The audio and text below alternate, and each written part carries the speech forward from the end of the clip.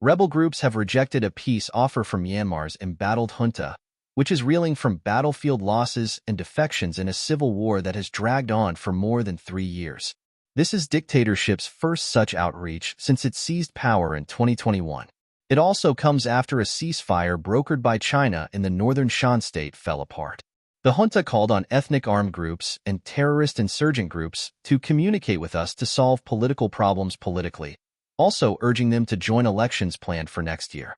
The exiled National Unity Government, NUG, said the offer was not worth considering, adding the junta had no authority to hold an election. The junta extended an olive branch Thursday as it struggled to fight on multiple fronts and stem a widespread rebellion. Some reports say the junta now has control of less than half of Myanmar's territories. In June, an alliance of 3 ethnic armies renewed an offensive against the military, seizing territory along a key highway to China's Yunnan province, which borders Myanmar. The fighting near the border in Shan state has blocked China's ambitious plan to connect its landlocked southwest to the Indian Ocean via Myanmar. Beijing's top diplomat, Wang Yi, is thought to have delivered a warning to the country's ruler Min Aung during a visit to Myanmar last month. Armed groups should follow the path of party politics and elections in order to bring about lasting peace and development, the junta said in its statement on Thursday. The country's human resources, basic infrastructure, and many people's lives have been lost, and the country's stability and development have been blocked because of the conflict, it said. But the rebel groups are skeptical of the offer.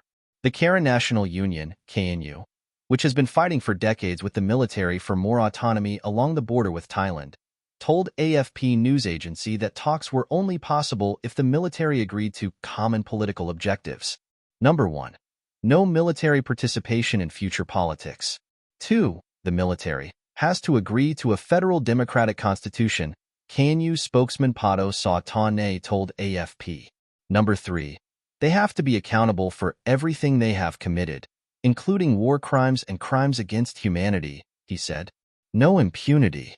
If the junta does not accede to these demands, the KNU will keep putting pressure on the junta, politically and militarily, he added. Maung Sanka, the leader of the Bamar People's Liberation Army, told Reuters news agency that his group is not interested in this offer. They are hanging goats' heads but selling dog meat. So Thursday Yazaw, commander of the Mandalay People's Defense Forces, wrote on Facebook.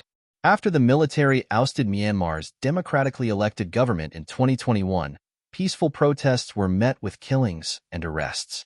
This led ethnic armed groups to join forces with anti-coup militias across the country to fight back, plunging the country into a civil war.